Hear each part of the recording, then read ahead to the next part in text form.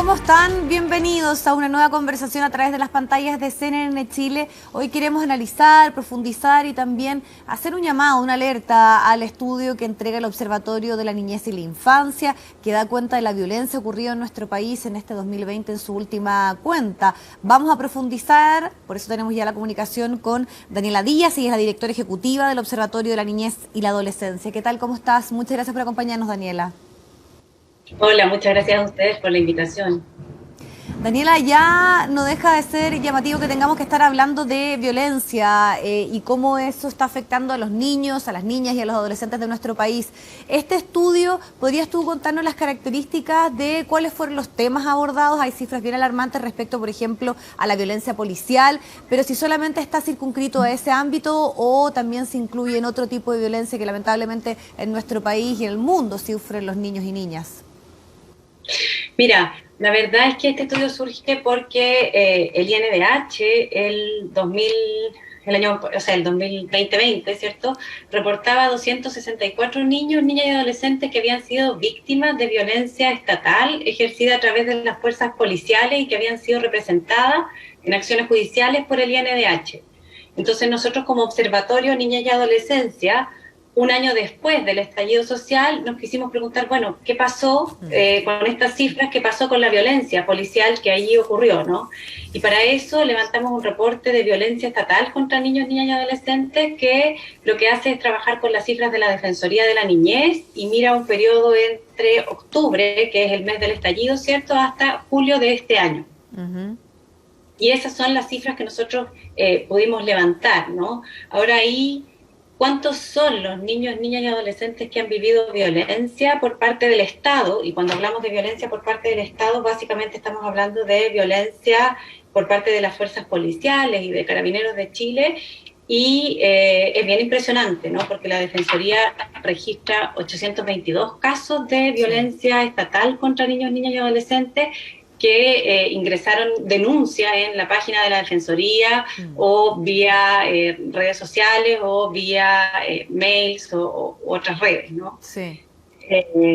Y eso siempre en el marco del estallido, pero no es solo en el marco del estallido, porque cuando uno mira el último trimestre del año pasado, efectivamente ahí se concentran las situaciones de denuncia y la violencia contra niños, niñas y adolescentes por parte de las fuerzas policiales, pero incluso esta violencia persiste en el tiempo más allá de fines del 2019 y se prolonga hasta incluso julio de este año, ¿no?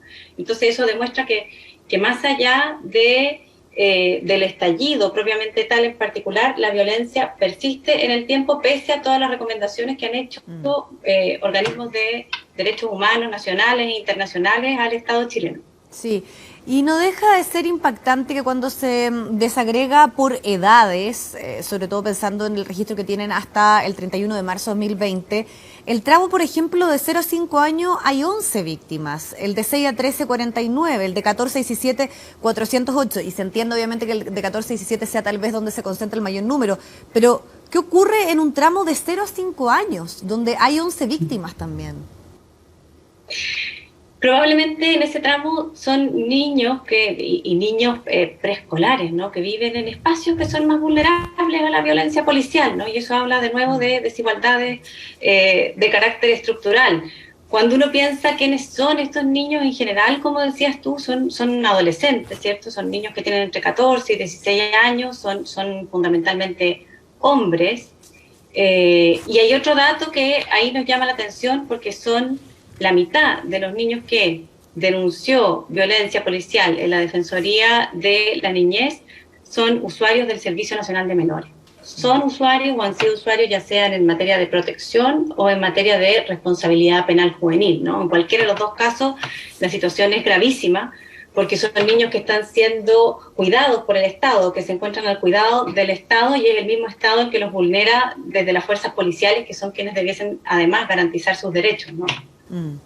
No, y además que obviamente exacerba ya una discriminación de origen, podríamos decir, que existe y que persiste en nuestro país y que se ve exacerbada en un contexto como el vivido en los últimos meses. Pero cuando también nos vamos a analizar algunos datos que son bien llamativos, es que, por ejemplo, cuando se analiza el periodo que ustedes tomaron, el 54% estamos hablando de lesiones físicas, 16% de lesiones de perdigón o bala. Y además también donde hay datos que por lo menos habla de 13 casos que han sido constatados, que son además también los que presentaron algún tipo de denuncia. Eso es importante decir porque probablemente pueda haber una cifra mayor que efectivamente son parte de este grupo que tiene un trauma ocular. Entonces, ¿cómo también analizaron esa situación en específico? Exacto. Esa situación es gravísima y ahí nosotros compartimos un poco lo que ha dicho la unidad de trauma ocular del Hospital Salvador, ¿cierto? Que reportó y también manifestó su preocupación por la gravedad de los casos que estaban llegando el año pasado a partir del estallido social, ¿no? Son situaciones graves. Está el tema del traumatismo, está el tema de las lesiones físicas, está el tema de los perdigones y el uso de balas. Lo peor de esto es que son situaciones que persisten después del estallido, después de las recomendaciones de organismos nacionales e internacionales de derechos humanos que han dicho que es necesario revisar los protocolos del actor policial, revisar los procedimientos y los procesos de detención, garantizar el derecho de los niños, niñas y adolescentes a manifestarse pacíficamente, que es otra cuestión, cierto, que no ha ocurrido, ¿no? Y en ese contexto a nosotros nos parece sumamente grave, sobre todo cuando desde el Estado tampoco ha habido una respuesta hacia los niños, niñas y adolescentes que fueron víctimas de esta violencia policial. Uh-huh. Daniela, ustedes también, como suele ocurrir cuando se emiten estos informes, hacen recomendaciones y una de ellas sin duda habla sobre entender el derecho a la manifestación porque además también sobre el 90% de estas acciones corresponden a la policía, corresponden a carabineros y además también del uso indiscriminado de los elementos antidisturbios. Ya obviamente hay toda una reflexión y un consenso de que debe haber una intervención en esta institución, pero ¿cómo ven ustedes el tratamiento especial que se le debe hacer cuando hay niños o adolescentes que participan en un contexto de manifestaciones o de acciones que están en las calles? Entonces, ¿cómo también seguramente hacer mucho más agudo, podríamos decir, esos criterios que debiésemos tener en cuanto a mantener el orden público?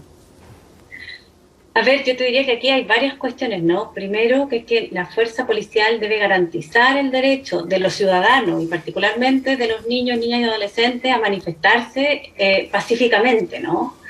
Por otra parte, debiesen tomarse todas las medidas y todas las acciones que sean necesarias, ¿cierto?, para investigar estas situaciones de violencia y determinar responsabilidades y actuar para garantizar la no ocurrencia de nuevas situaciones como estas, ¿no? Y también en otro aspecto que es muy relevante, ¿no?, es, bueno, los niños, niñas y adolescentes de Chile se movilizaron, y ahí hay unas cifras bien interesantes que son las cifras del Programa de las Naciones Unidas para el Desarrollo, las cifras de la Defensoría de la Niñez, ¿no? que miró la participación que tuvieron los niños y adolescentes entre 10 y 17 años en el estallido social, y ellos dicen que un porcentaje importante de niños, la mayoría de los niños participaron de las movilizaciones sociales, de distintas formas, participaron a través de cacerolazos, participaron en conversaciones o coloquios en sus propios colegios, reuniéndose en cabildos. Hay una movilización social de la niñez y de la juventud que hoy día no está teniendo cabida en este proceso constituyente, ¿no? Los niños, niñas y adolescentes, y particularmente los adolescentes, probablemente fueron quienes tuvieron un rol activo en este estallido social y son los mismos que decidimos dejar fuera porque no tienen el derecho a pronunciarse en el plebiscito respecto de la nueva constitución, ¿no? Entonces ahí hay un llamado que todavía podemos revertir porque estamos en ese camino de cuáles van a ser los mecanismos de participación. Los adolescentes y los niños han demostrado que son capaces de participar. Entonces, bueno, ¿qué espacios vamos a abrir como Estado para garantizar esa participación? Sí, y otro aspecto que ustedes tratan y que es, podríamos decir, recurrente en cuanto a cómo trabajar este tipo de problemáticas cuando los países las viven, tiene que ver con la justicia y la reparación, porque se entiende que a partir de aquello uno puede evitar la repetición de situaciones como esta. En especial también, cómo ustedes han puesto el foco y qué evaluación han hecho respecto a un tema tan importante que es efectivamente darle como Estado una respuesta a las víctimas de la violencia. Yo te diría que ahí es fundamental tomar las medidas del caso a caso, ¿no? Estamos hablando de los 822 casos, bueno, esos 822 casos que hay a la fecha hasta julio, porque no tenemos información más reciente, deben ser investigados, deben ser sancionados quienes resultan responsables, porque merecemos, ¿cierto?, restituir los derechos que fueron vulnerados de esos niños, ¿no? Y también la pregunta es, bueno, ¿qué hacemos a largo plazo? ¿Cómo vamos a garantizar cuáles son las capacitaciones que tienen que tener las policías? ¿Cuáles son los cambios institucionales que Chile tiene pendiente en términos legislativos para ajustar su legislación a la Convención de los Derechos de los Niños? Chile está funcionando hoy día con una ley de menores de 1967 que ha tenido un montón de modificaciones, pero todavía no logramos aprobar la ley de garantías integrales. ¿Cómo garantizamos los derechos de los niños en los territorios en los que los niños viven, ¿no? Porque luego nos encontramos con niños que están ejerciendo un derecho, o adolescentes que ejercen su derecho a la participación, y a un Estado que responde a través de las fuerzas policiales, ¿cierto?, con violencia, y que al mismo tiempo tampoco abre espacios de participación. Perfecto, Daniela, te queremos agradecer el tiempo. Hay varios temas en los cuales obviamente nos hubiese gustado poder profundizar mayormente, pero lo interesante es que pudimos constatar con cifras y con datos y con el trabajo que ustedes vienen realizando hace mucho tiempo una situación urgente en nuestro país, sobre todo con aquellas víctimas de la violencia policial. Muchísimas gracias. Muchas gracias a ustedes, y los invitamos también a revisar nuestra página web para conocer más información y más antecedentes respecto de estos temas. Perfecto, muchas gracias. Bueno, teníamos ahí datos concretos, un análisis que, eso sí, ni siquiera incorpora gran parte de las acciones que han ocurrido durante este año. Y hay que entender también como sociedad que los niños y adolescentes están teniendo un rol, están haciendo acciones que obviamente buscan que sus derechos puedan ser preservados, puedan ser respetados. Y eso también está presente en muchas de las situaciones que hemos vivido en el último tiempo, y también en muchas de las reflexiones que quedan pendientes y que pueden ser parte también de esta construcción de un nuevo Chile en el cual estamos encaminados. Muchísimas gracias. Nos vemos pronto en una nueva conversación.